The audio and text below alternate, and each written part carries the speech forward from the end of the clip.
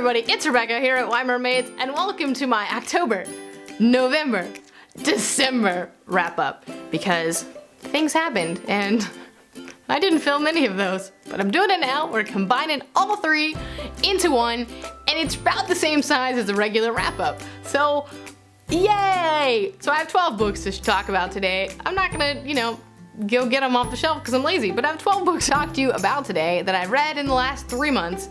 I have an overall star rating of a 4.25, which is actually really good.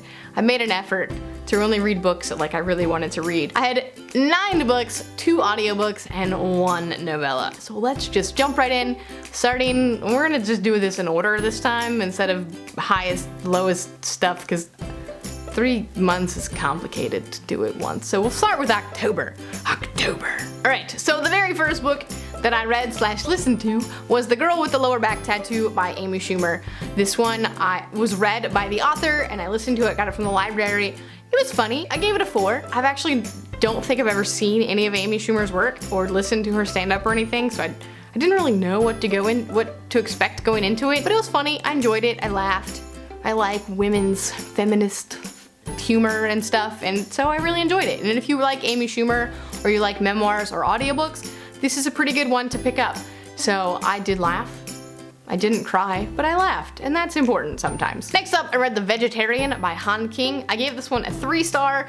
Basically, this is a story set in Korea, and it has been translated from Korea as well. It's about a woman who decides to go vegetarian and all of the impact that has on her family, and it's told from 3 different perspectives, and basically for me it just got progressively worse. A lot of people really like this book, and I get it, I think. I get the literary prowess of this novel, but I did not enjoy reading it. It felt like I was spinning into my own madness, which is I think why people like it, because that's kind of the plot of it, is she kind of spins into madness and how it affects people. And so I guess it works on that level, but I did not enjoy reading it. So props to the author for doing a good job representing that, but it was not for me. Next up, I read Wolf by Wolf by Ryan Graudin, which I loved. I gave this one a 5-star. It's basically if World War II had been won by the Nazis instead of lost. And it's a alternate historical setting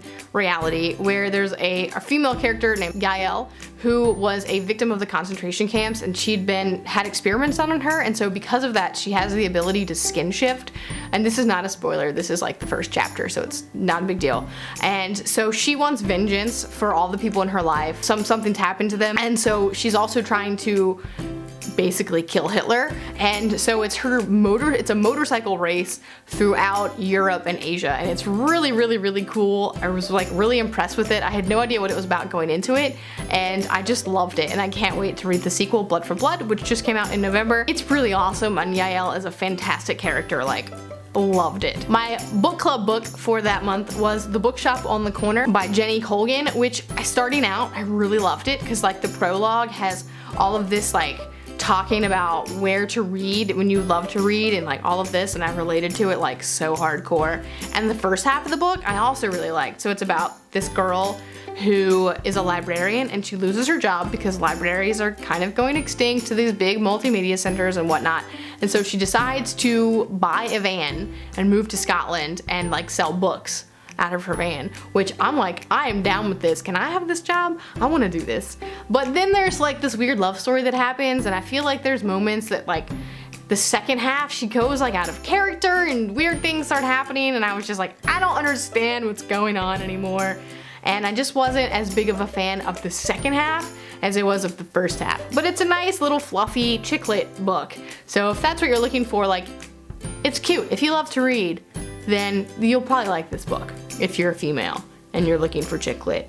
I mean, I think I'm just a kind of OD'd on the romantic hero type or the Mr. Darcy type, and so if the brooding hero type. So if that's your thing, you might like it a lot. So there you go, it's pretty good.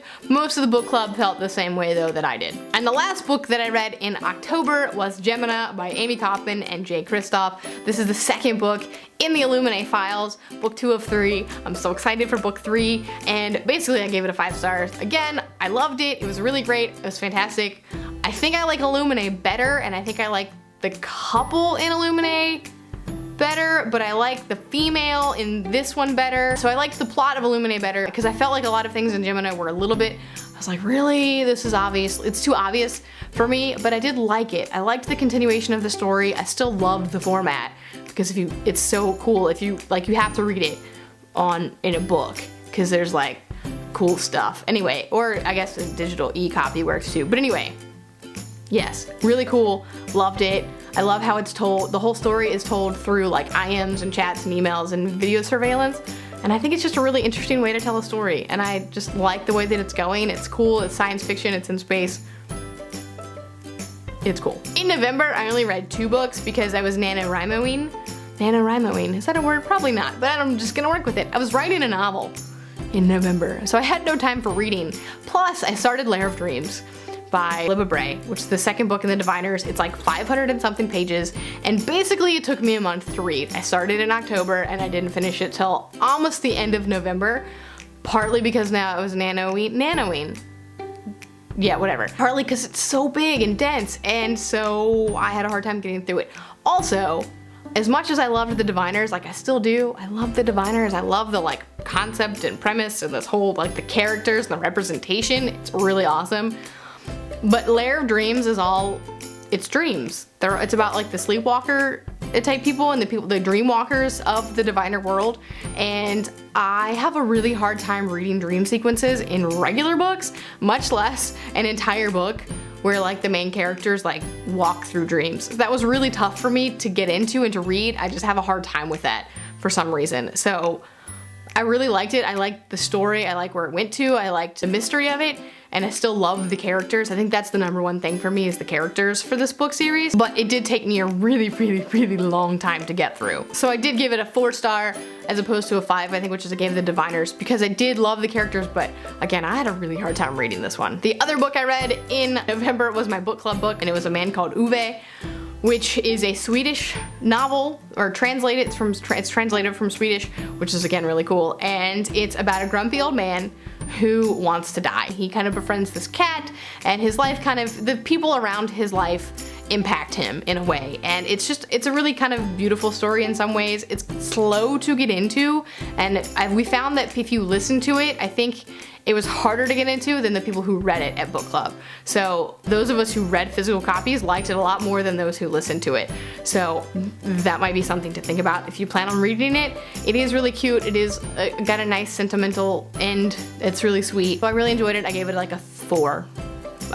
And now for December. December, I read 5 things. The first thing I read was Extremely Loud and Incredibly Close by Jonathan Safran Foer, which I gave a 4.5 star to. It's really cute. It's the story of a boy who unofficially has autism. It doesn't ever say it, but as someone who has worked in that field, I totally see the signs. And his father had passed away in 9/11, and so he's going through this whole like mystery to try to get to know his father a little bit better, understand everything. And so it's a really beautiful story of these generations of people, of this family, and this one boy's understanding and growth and growing up. And I did really enjoy it. I loved the writing, I loved the style, I loved the voices. I just really overall really enjoyed it. I didn't love it, like I didn't find myself like can't wait to pick it up again, but I did enjoy it when I was reading it, so I gave it a 4.5. Next up, I read my novella of the year, the only one I've ever read, was Binti by Nnedi Okorafor, which I absolutely adored. I gave it a 5-star.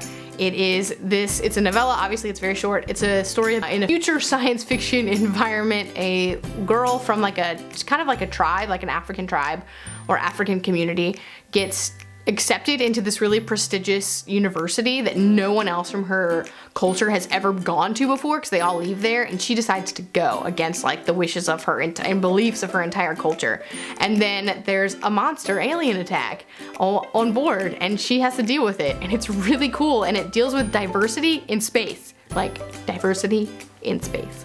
And it's brilliant, and I loved it, and I gave it 5 stars. And you should read it. It's only like $2.99 on Amazon.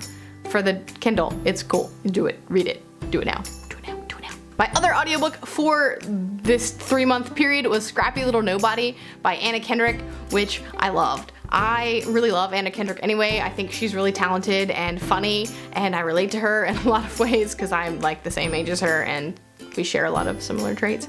And so I listened to it and I laughed, I enjoyed it. I liked getting to know her a little bit better outside of her characters and outside of the screen and stuff. And I really liked it. It was really easy to listen to. I didn't have to think too hard about anything, and then it made me want to go watch all of her movies. So I've been doing that now, because who doesn't want to watch like Pitch Perfect all the time, all the time, all the time. It's great. So I really liked it, and she does read it herself. So I gave it like a 4.5. It's one of the better celebrity memoir audiobooks that I've read this year, or basically in a while. It was really good. If you like Anna Kendrick, you should give it a whirl. And she does read it, which is cool. Next up, I read All the Light We Cannot See by Anthony Doerr, which was one of the books that I'd said I wanted to read this year because it's like a chunker, and I borrowed it from my mom a year ago and I hadn't read it, and I finally read it. I finally read it, guys. I finally read it. I gave it 5 stars. It was brilliant. It was beautiful. It's about a blind girl in Paris and a young German boy during World War II and what happens during this attack. And it's like flashbacks up to this one moment and then the future. And it's really cool. It's a beautiful little story. Not little, it's a big story. It's a big story. But I thought that the representation of the blind character was really beautiful and very like, I mean, I'm not blind, so I don't know for sure, but I thought that it was really well done, for me at least. And so I really enjoyed it. And I thought that the German boy was a little bit one-dimensional in some ways, but I got over it because I really liked the story. And sometimes that's what matters. Does it touch you and matter to you in a personal way? And it did. So I gave it 5 stars. And finally, the last book that I read in 2016, and the last book I'm going to talk about today, is The Golden Compass by Philip Pullman, the first book in the His Dark Materials trilogy. I gave it a 4.5 star. I really enjoyed it. I've never read it before. I've never seen the movie. I didn't really know anything about it, but people rave about it, and I was like, I need to read this book. And it was short enough that I could read it in this time, and so I picked it up, and I'm glad that I did. It's really cool. It's not like most fantasies that I've read. I love the idea of the demons, and every time I read them, I just wanted to like cuddle my cat even more than I already cuddle my cat, which I do all the time anyway. And I was like, oh, you're like my demon, but you're not, because you don't talk to me.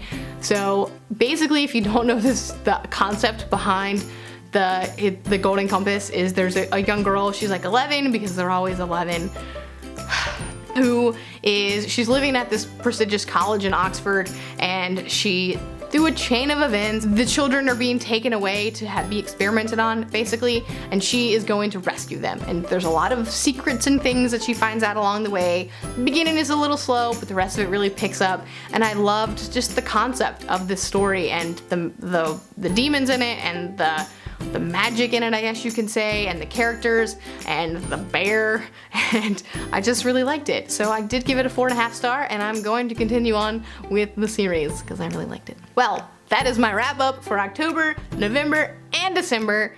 Let me know what you've read in those months, or if you've read any of these, what your thoughts are. If you want more detailed information, I'm happy to give you that as well. And that's it for me today. I'll see you next time.